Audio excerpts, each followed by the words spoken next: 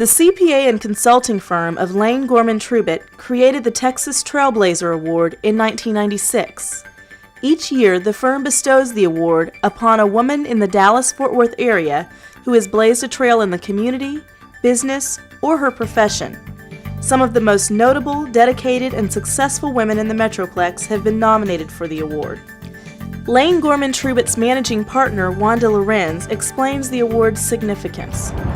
Well, I think it's important because, look, like we found out, there are so many women that have done so many wonderful things, and I don't think you necessarily hear about them. At least I hadn't heard about all these ladies until you bring them into one place like this, and I think it's great to have the recognition.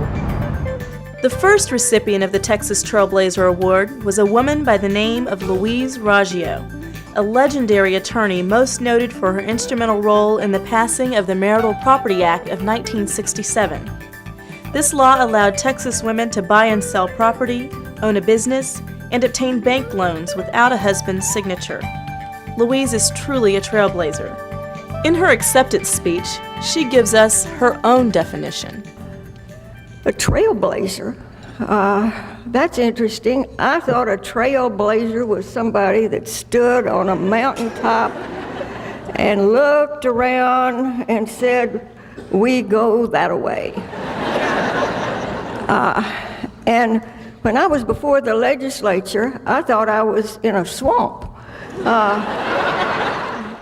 The 1997 winner has been blazing trails in Dallas for decades.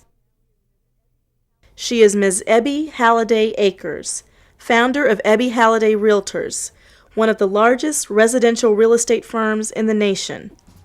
I think I probably became a salesman at age 8.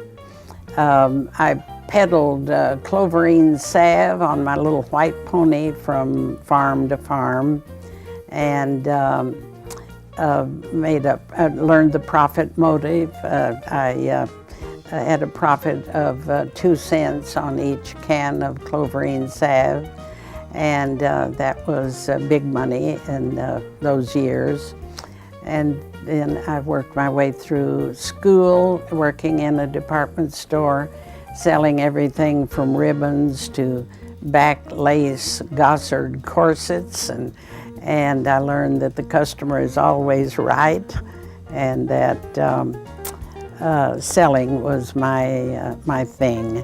And all through my years, I would change products, but the basis of sales and salesmanship, pleasing people and listening to their needs and their desires, was all the same, whether I was selling cloverine salve or million-dollar houses. I was born in Arkansas and moved with the family to a wheat ranch in Kansas when I was 7. We went through the deep depression of the early 30s and developed a work ethic at a time when jobs weren't available.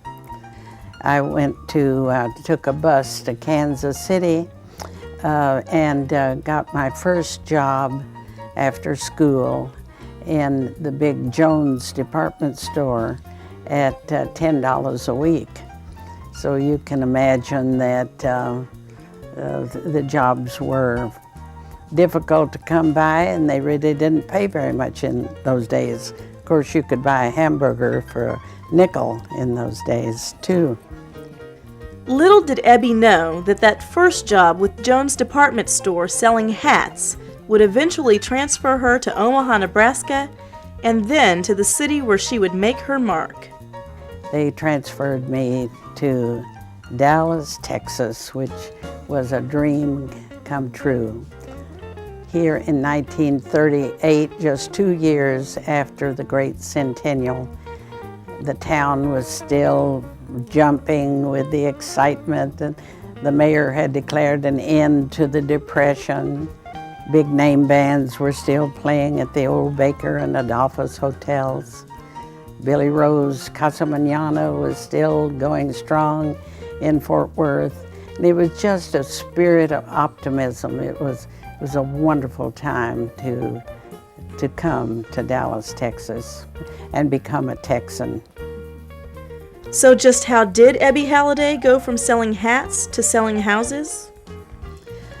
I had been with the W.A. Green store about 7 years and made lots of friends, one of whom, his husband, had developed some new type construction called insulated cement, and had bought the old Walnut Hill golf course at Marsh Lane and Walnut Hill and Northwest Highway, and had put his experimental houses there. And he sent word by his wife one day that if I could sell her those crazy hats, maybe I could sell his crazy houses, which were sitting there unsold. So I loved the challenge, and I turned in my resignation at the store and headed for Walnut Hills and tackled the sale of those 52 experimental houses.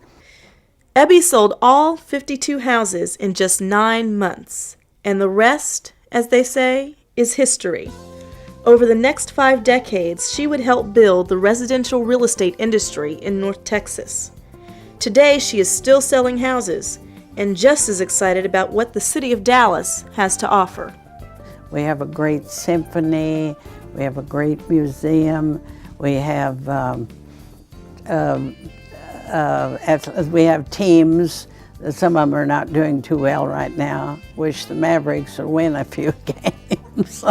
And we hope the Cowboys settle down and get with it and win another Super Bowl, but who knows. Anyway, Dallas is exciting. It was exciting when I got here in 1938, and it's just as exciting today.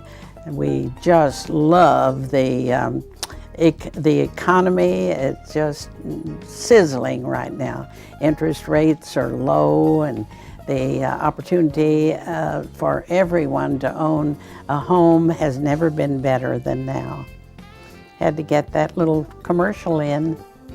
Equally as important as Ebby Halliday's entrepreneurial success is the spirit with which she has achieved it, always giving back to the community and continually opening the doors of opportunity for those willing to walk through them. We've been able to open the doors for many younger people coming along, and always felt that it was not only something we wanted to do, but it was really an obligation.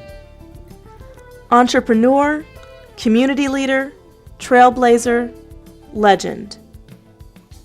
Lane Gorman Trubitt salutes you, Ebby Halliday, our recipient for the 1997 Texas Trailblazer Award.